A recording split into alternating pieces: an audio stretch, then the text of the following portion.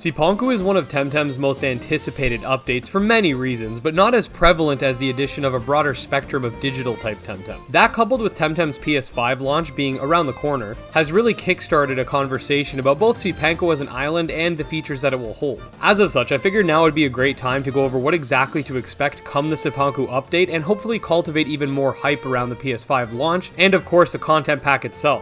With that being said, take a seat, relax, and let's dive right in.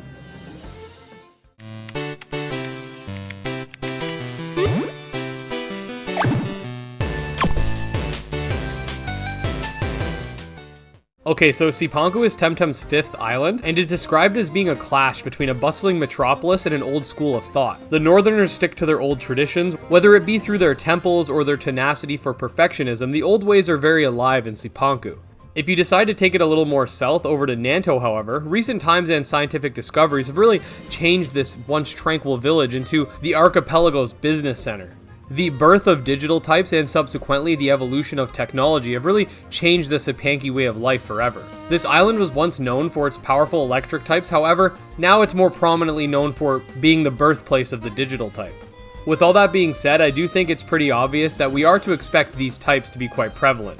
Newly available Tems will likely include Sparzy, its pre-evolution, Ragnit, its pre-evolution, the Ori line, the 2 unnamed digital types in this teaser. Whether they'll remain the same in terms of design or be tweaked is yet to be known, and of course a new Tawai evolution, which will either be digital or electric depending on whether or not they decide to make electric type have its own shrine, or if they have some sort of caveat involving an upgrade to our Tawai to justify the digital typing. That's not all, however. We do know for a fact that we will be getting crystal skates back at some point in the future, and I do believe that this is where it'll happen. So it's pretty likely that Arbory, Temtem's 6th island, will act as a major player for the game's climax, and we've been given some way of transportation on each island up until now. Denny's brought forth surfing, Amnesia brought forth crystal skates, Tukma gave us rock hopping, and Kisiwa gave us rock climbing. In each of these cases, you can find an area on a previous island where one of these mechanics are needed, but you obviously can't access them until you've proceeded far enough in the game's story to grab that specific equipment. And even Kisiwa brought forth new crystal skates areas that we can't access yet, so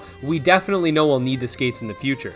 As of right now, other than the formerly mentioned crystallized paths that require the skates, we don't see any other places that require some sort of future item to navigate, so I do think it's safe to say that the skates will be the last travel item made available. Between the 2 islands, one being the climax of the game and the other being based around digital types, which are actually made from the fusion of crystal and electricity, I do think from a thematic perspective it makes more sense that we'll see the skates here. I have more evidence though to suggest that the crystal skates will be available during the Cipanku update, and for that we're going to have to go over to the Temtem roadmap. Now, the roadmap does say fall, which technically we are still in fall. However, if it does get pushed back or they decide to go the Kisiwa route and sort of split the updates up into patches, they'll still be within the Cipanku umbrella, one way or another. Anyways, the roadmap of course has some interesting information which we will get to. However, pertaining to the crystal skates is the mythical Temtem, which, judging by this picture and if that ends up being accurate, then we know it's probably the spirit of Anak. Now, what do we need to access Anak again? Oh yeah, the crystal skates. So I think with all that being said, it's pretty clear that we're getting the skates in this next update.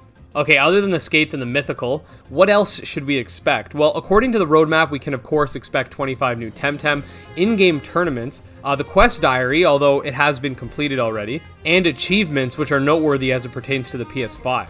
So before we touch on achievements, let's talk about in-game tournaments. So in-game tournaments, I think, will be a great way to keep the player base active along a wider stretch of time between content packs. Provided they also give us a decent amount of Pansuns for participating or winning, I think that this will help the inactivity problem that plagues Temtem right now. Furthermore, it will give us more incentive to actually breed for good SVs since in-game tournaments won't have the scaling like rank matches do.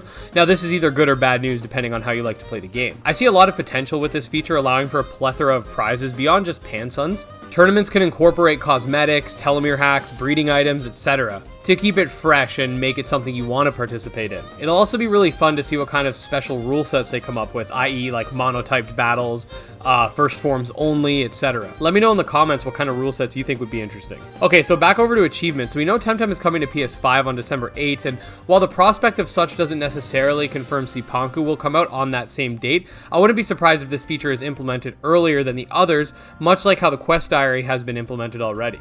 This is because every PlayStation game has to have achievements in one way or another. I'm assuming that for Cipanku we will see a patch cycle similar to Kisiwa, so even if the PS5 launch date doesn't bring forth the island itself, I wouldn't be surprised if we get some of its features in one way or another. This would help get people talking about Temtem again, which would create a lot more hype for its launch. Other than that, there's a ton of different types of achievements I'd like to see. There could be one for completing the Tempedia. There could be some challenging ones like winning a dojo rematch without losing a Temtem, stuff like that. I actually really enjoy hunting trophies on PlayStation, so I think it would be pretty nice. So to bring it all together, the Cipanku update definitely has some interesting features in store, and I wouldn't be surprised if this update brings forth the largest amount of traffic since the initial launch of the game.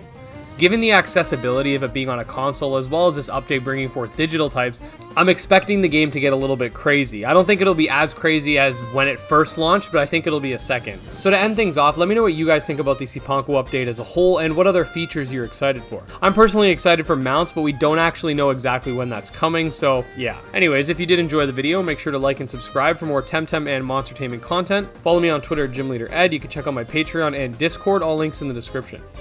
Until next time, peace.